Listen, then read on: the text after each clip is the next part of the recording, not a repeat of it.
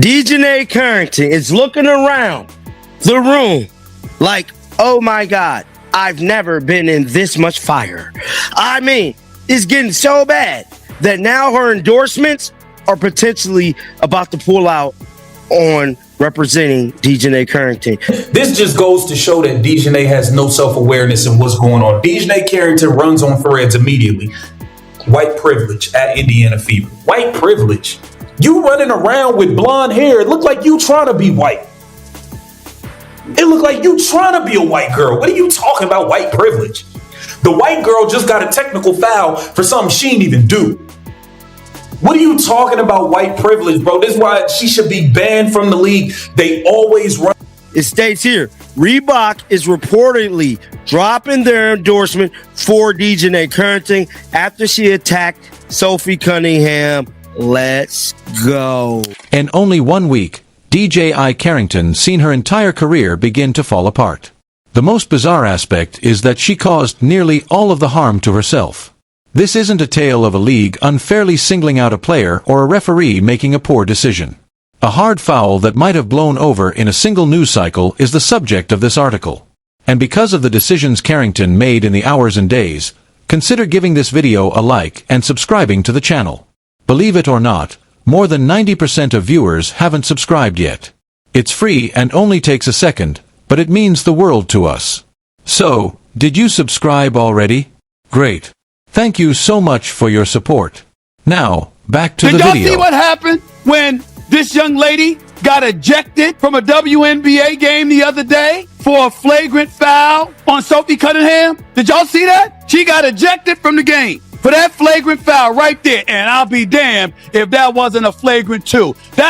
She mugged her. Damn near came across like decapitating her, for crying out loud. That was definitely a hard foul. Make no mistake about it. Nobody can argue about it. You can say what you want. We know what we saw. No way around it. Dijonai Carrington foul was clearly unnecessary. It was a flagrant foul penalty too. It was absolutely positively correct call. It was called the flagrant two. That's a flagrant two every single damn time in the NBA and the WNBA. This was the point at which Dijonai Carrington had to decide, and she made the incorrect choice very immediately. She identified the Fever explicitly in a social media post about white privilege just minutes after being led off the court before she had even made it to the locker room. Without any background information or justification, Cunningham's name was already associated with a national debate involving transgender athletes in women's sports. Carrington then posted the next Sky Fever Games date along with an emoji of a happy face, which to many seemed more like someone intentionally prodding the bear than an accident. Carrington tweeted out white privilege from the locker room of a game that she was playing in. Get this, she fouls Sophie Cunningham hard. Sophie Cunningham, obviously a white person, fouls her hard. Flagrant two, gets ejected, goes to the locker room and tweets out white privilege in the middle of the game. Now here's the kicker to me. A flagrant two has to be contact that can lead to an injury that looks excessive. Dijonai, it was about as excessive as possible. If there was any evidence of there being white privilege, this was not it. Take a moment to consider the sequence's optics. When a player commits an egregious foul, they are ejected. Rather of pausing to catch her breath, she crew had punished her due to her race. Even though she would go on to provide 3 alternative explanations in the days that followed. Even if the claim is made subtly, it's a serious one once it's made public. No matter how you try to explain it later, you can't really take back. Privilege, to be totally honest with you, because her posting this white racist comment right after assaulting Sophie Cunningham on the court is actually black privilege, because she knows the WNBA won't do a single thing of significance about it. And imagine if the roles were reversed. If Sophie made a comment similar to this, then she'd likely never play again. And actually, we just saw this from Coach Sandy Brondello. She got disciplined for making, I believe, a pretty innocent, maybe, offhand comment about talking about Angel Reese and saying that she's a protected species. She was suspended and disciplined. And I think if that's the standard, then Dijonai should be. The post did not remain contained. Within hours, it went viral on basketball social media, shifting from being a story about a harsh foul to one about race intent, music, and if Carrington was using a serious term to cover up a dirty act. Basketball was no longer the main focus of any of that broadcast. Is this all some sort of bizarre PR strategy to attract eyeballs, or is the WNBA fundamentally broken? No. That's you, because you're a good person trying to find some kind of rational reason for doing this other than what it is. It's pure and simple racism. and hate. They're mad that the best player in the league is a heterosexual white woman. Let's just be honest. She's not one of the confidants in their creed. And so therefore it's been a concentrated effort to go after her. Even her head coach doesn't stand by. So, and I think it's hilarious, and at the same time, they don't know what a woman is. And I'm very proud of Freedom and the other gentlemen for finding out who they are. And I wish them the best. And hopefully the league will, since it's an all-tolerant league and their head coaches wear shirts about trans women count, well, here's two. And I hope they give them their opportunity. And the young lady in France as well. So I think it's a league that has got away with being racist and disgusting to people. And now they're Americans are smart to it. So hopefully they get some of their own. But I wouldn't let my daughters watch it. Eyes the Post on his own program. You struck her in the head. You started the bleeding. AKO remarked, you didn't touch the ball at all. He described the framing of that particular infraction as a result of white privilege as extremely dumb and, in his words, moronic. In sports media, that is a heavyweight. Days after being ejected, a WNBA player was called uneducated and asinine on television. That's not just any old troll on the internet. Carrington's judgment is being put to the test in front of a large audience by someone with a legitimate platform. And if a video like that goes viral, it becomes the soundbite that follows a player around for a lot longer than the first foul would have on its own. Here's where Dijonai Carrington attempted to change his mind. However, the way she carried it out made try using your critical thinking abilities. I am aware that you studied psychology. She insisted that she would never use a word like that is what she called a rhetorical weapon without supporting proof, and continued to say that she was the furthest thing from uneducated on the issue, dropping her education at Stanford. In addition to defending her freedom to use the word and making fun of the person who condemned her, she is also asserting that she never intended it that way. It's not clear. Almost no one was content with that music, which is confusion masquerading as confidence. Neither the people pursuing her nor those standing up for her. If anything, because the story was now about more than just titular exchange, fans who might have given her the benefit of the doubt after the foul itself began to turn against her because it seemed more like someone attempting to win an argument she had already lost the moment she hit send on the first post than someone clearing up a misunderstanding. To what Dijonai Carrington did to Sophie Cunningham, it was not a race-based decision. And to call that a white privilege-based foul is to completely undermine the term of white privilege and to also completely ignore the rules in basketball. You hit her in the head, you drew blood, you didn't connect with the ball at all whatsoever. So to me, it was just very ignorant and to some degree asinine by Dijonai Carrington to suggest that that call was based on white privilege. Have we seen examples of white players make that same foul and get away with it? Yes. Have we seen examples of black players make that same foul and get away with it? Yes. There was no white privilege involved in that specific call. Dijonai, you hit her in the head and you drew. 2 days later, Carrington attempted version 3 of the explanation in front of media prior to Chicago's game versus Seattle. This time, she blamed Rust's return from a foot ailment for the timing being off and claimed the foul itself was regrettable and inadvertent.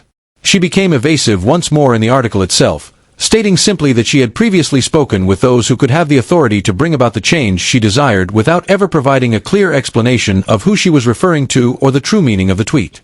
In 3 days, 3 distinct explanations. A popular post on white privilege that seemed to have nothing to do with the family raised more questions that no one had yet to address. For the rest of the season counts. And the fact that she let her hate and her ego cost the game for her entire team is so toxic. It goes to show that she has very little respect for her teammates because they all work their absolute asses off. They've all got something to prove. They know that, they started the season with all this hype. They didn't kick it off very strong. And so they have all been working their asses off, coming together, playing patiently. When I say patiently, they've been playing patiently, learning how to actually run the court together. A lot of new pieces. There's been some injuries. There's been people returning from injury. There's been a lot of changes. The fact that they were just on the rise, and as a FIFA fan, I can say they were actually schooling us in the first quarter. They came back when we were up 8 points. Dijonai herself was balling out. and she just cost the game for her teammate. Sophie Cunningham, meantime, did the one thing that in contrast made Carrington appear even worse. She maintained her composure. After Indiana's victory, Cunningham was asked directly about the post and responded, "I think the league is addressing that race is unrelated to this. I was removed after a similar event last year and I earned it. There's no need to discuss race at all." Just a gentle reminder that she had been on the other side of a blatant foul before and accepted her own punishment without protest. No yelling, no demands. Sponsors and franchises are particularly interested in split-screen moments where one player maintains composure while another struggles to make sense of three separate answers. At that moment, it doesn't really matter who is correct on the particular basketball play. It's about who appears to be able to withstand pressure and who appears to be exacerbating a difficult circumstance each time a microphone is placed in front of them.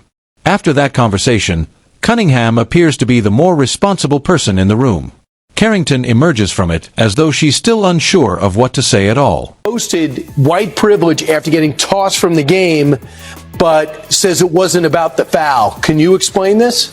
No, I can't. When she tweeted white privilege, she did it so quickly, it was almost as though she had the phone in her pocket after this foul and she got ejected. So, I mean, to say she wasn't referring to this play or getting kicked out and saying that the only reason she got kicked out and it got upgraded is because Sophie Cunningham is white is crazy. It was a crazy thing to tweet, maybe crazier than to try to act like it had nothing to do with the play. So I have no idea what she's talking about. I don't think anybody can have any idea what she's talking about. This leads us to the section of the narrative where DJ Carrington's livelihood is truly in jeopardy. Carrington became the face of Reebok's basketball relaunch alongside the J sneaker when they signed her to a multi-year contract back in April of last year, building on her Most Improved Player and All-Defensive First Team awards. It was a huge thing at the time and established her as one of the league's emerging commercial faces going into the season. However, supporters began directly flooding Reebok's pages as soon as this topic surfaced. My God, it's getting real. It is getting very much real. For in the field, for them pockets. That's what I like to see. Pockets getting hit hard, bro. Hard. Because somebody need to hold these players accountable for the stupidity they have been putting out. Because it has been a lot of stupidity. And to add even more salt to injuries, thousands of people are calling for Reebok to drop their endorsement for Dijonai Carrington after she attacked Sophie Cunningham. Now, this was from earlier this morning. When black people do some foolishness, they got to be held accountable just like any other damn race. And I'm telling you right now, she need to be held accountable. So Reebok, stick it to her. Stick it to her. Because what she did was ruined a brand deal like no other. She ain't even all that on the basketball court anyways. Common sense would have told you not to clothesline Sophie Cunningham from hell. Because you want to know why? The backlash you're going to get from that decision will affect your pockets. And I'm so happy that these brands are now seeing what we've been seeing. A whole lot of BS going on from these players. And I'm telling you right now, more players need to lose brand deals when they do stupidity, especially to Caitlin.